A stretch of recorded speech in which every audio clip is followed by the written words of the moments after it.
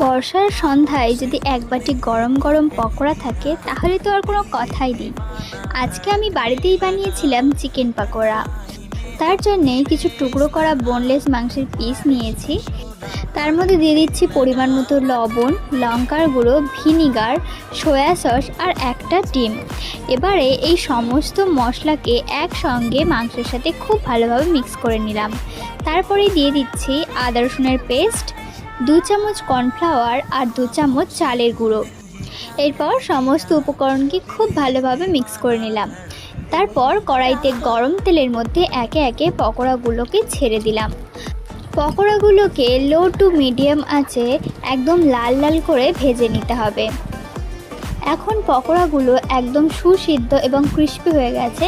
এই পর্যায়ে কিন্তু নামিয়ে নিতে হবে।